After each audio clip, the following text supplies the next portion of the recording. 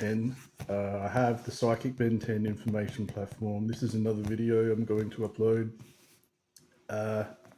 This is what I'd probably call a bit of a rant. It's difficult being a psychic. It's especially difficult working for God and his team because I find myself to be a very independent person and they always contradict themselves. They want me to be independent, but then they want me to be submissive as well. And that's the challenge I'm facing at the moment. I think I'm meant to be independent in their requests, but I don't like some of their requests. And it's very, very difficult when people in the earth realm don't understand the higher plan. Even if their intuition is trying to tell them to go with the higher plan, uh, their ego can block it for it not to happen, or there might be reasons for it that I just don't understand that are beyond my comprehension. But it's challenging, and I'm forever guided to be moved back to Adelaide. It's really weird because they only think in the present moment. They don't think of the long-term plan. That's what spirit do. So like they'll tell me like it's like I moved to Melbourne because it just was a good idea at the time. And then I just moved into a house, paid my bond, paid my rent for a month, got established here, and now they're forever telling me to move back to Adelaide when I've just moved here. And it's just very sporadic plans, and that's why you have to be logical and think because they are just not logical like what a human would be. It's a very different sort of lifestyle, and I do get irritated because there's a lot of blessings. Like a lot of people think, oh, being a psychic would be easy. You get all the answers. That absolutely does not happen. They expect you to trust yourself, and you only get answers for yourself rarely. If I was to help other people in a reading, I would get more answers because my purpose is to help other people. And they've disappeared and they've gone because I don't know why, but perhaps it's so I can, probably for that reason, it is not really for you, it is for me. And they don't want to talk, they don't want me to talk about an issue that has been surrounding me for ages. They're here to help me with Muhammad Fathan, and they like to keep a lot of it secret. But God is really, really strict about me connecting with Him in any way possible. So He'll guide me to read Animorphs books, or to buy a Mazda car, or to pursue a career that He will like, um, just so I can link in with Him. Because obviously, a twin flame relationship is very spiritual, and it is. There's reasons for it I probably don't understand. Obviously, it's one of the most uh, superior relationships in his eyes that I could be a part of. But then I've got spirit guides that are a bit more down to earth that aren't interested in me moving to Adelaide. They want me to stay in Melbourne, especially Archangel Michael, because he feels like I need to be here because it's just like a new adventure here. God has a very high plan, like a high plan, and he expects you just to meet it straight away. And which I was happy to do, but it's not nice being rejected, obviously, every second of the day. I haven't spoken to this person for a year. The last time I even saw him was, I don't know, 8 months ago. It just seems ridiculous. It looks silly because he hasn't responded to me. Anyone else would have just moved on. But I'm encouraged to keep pursuing it. And this is also for you, Muhammad, so that you have an idea about what's going on. Look, I don't have anything against you or against this plan, but it's it's difficult, obviously, for me to pursue this path if you aren't open to it, and also for the world to know this information because I do believe that communication is very important, and that's one of the things I'm trying to do. Just be more open. Spirit likes secrets. I don't like people knowing everything, and I'm going to reveal that right now. And I don't believe it's obviously there's a higher plan to this that I don't know, but I don't like secrets. I like transparency. That's the way I like to operate. And that's why I believe I am an honest person. For anyone that doesn't believe I'm honest, I am a very honest person. Um, as far as reputation, I don't really care if I'm not liked. I try just do the best I can with what I know, and I am enjoying Melbourne. So they're always trying to lead me back home. They always bring up Lifestyle Bakery. Oh, they really want you back. Or they'll bring up my past workplaces just to try and get me back there. They're also very big on relationships. They're not big on hookups, even though they'll help me with hookups. that's what I really need. That's what I really desire and crave a lot of the time. Even though I would like to be in a relationship, that would be preferable.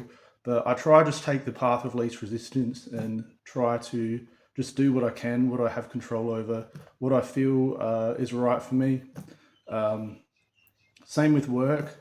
And I don't run away from people a lot these days. I'm a lot more accepting. Like I used to jump ship with relationships or with careers, or, I wanted to ladder climb. Now I wouldn't do that so much. So that's a lesson that I've learned. And status and labels, I'm starting to disappear and dissipate pretty quickly. Money, I do see as a survival mechanism. And what I'm hearing from Spirit is a lot of people want to know about money, and God just is not interested in money. He's interested in helping people, not about the rewards. So money to God is a survival mechanism, and like if I listened to him with everything, my money would just go down to zero, would be completely drained. But I do trust that if that did happen, God would always have another plan. But at the same time, you have to keep that logic in your head, and you have to try act smart, especially if you're someone in my position. Now, that being said, those other people that I was going to talk about, there's one in particular that might not like being mentioned, so I am careful about, and it's a male, I'm careful about him, but with the twin flames. Amanda D'Augusto from Foodland Pasadena that I used to work with, she is a twin flame for me, and she often communicates with me in spirit form all the time, giving a lot of encouragement. She's a gym instructor in Adelaide, and she is a twin flame, so she's got the same higher self as me. And just to clarify about soulmate relationships, I made it sound I was a bit blasé when I described it this morning, saying a soulmate is any other soul that you've got a connection with, which is true. That's one perspective. Another perspective is like my brother Kieran. To tell you the truth, I haven't spoken to him in 8 years because just from living my own life, and we don't hate each other. We just sort of always were separate people that just did our own thing at home. Even we never really talked. Lived in different houses, just never really communicated with one another. So he's always talking to me in his higher self form, and he is. If I'm going to be honest, and I like to be honest, it's a bit revealing. I hope you don't mind, Kieran, but it's very, very positive what I'm going to reveal. You are actually a very empathetic person, and I can see that you just want to be there, and you're always encouraging me, by the way, with anything I do. Whenever I go for jobs, you always give advice. You're very, very supportive, and I can tell that you know this is the thing, like your higher self form, like my higher self, I call him Big Ben. Your higher self, well, it's not Big Kieran. It's not really up to me to call you a higher self a name, but it's your higher self. We are a soulmate connection. That's the whole point of what I wanted to bring into this as well, because it's a special soulmate connection, and a soulmate connection is special. It's not just like a objective sort of term that we just brush over a relationship we have with anyone. Like that's the way I made it sound this morning, because I tried to make it sound positive, but it's not me manipulating what I was wanting to say. It's actually true. So if you're in a relationship right now, it is a soulmate connection, just simply because they're a soul that you're with, and you love each other. That's a soulmate. But a soulmate can also be obviously a positive relationship that you have with another person, and often they are also from previous lifetimes that you just connect. That's soulmate. Twin flame is same higher self, so it's like you meeting you in earth form, even though you've got different personalities because you've had different upbringings, you've been born to different parents, you're different people, but your essence is the same. So you just connect on a different sort of level. So I hope that makes it clear about what we're talking about. I hope you find this stuff interesting. I hope it's informative. And yeah, wish me luck. I really would like to get a job here. I feel established here, but I have a feeling that they're going to try and make me keep moving back to Adelaide. So it's like just being torn in two directions at the moment. So yeah, I get confused. I don't always know what to do, even though I have this spiritual guidance. I would be a good psychic, by the way, because often when we're focused on ourselves, we get very confused. Because we're not meant to look at ourselves. We're always supposed to be giving as humans, and when we give, that's where we have our confidence.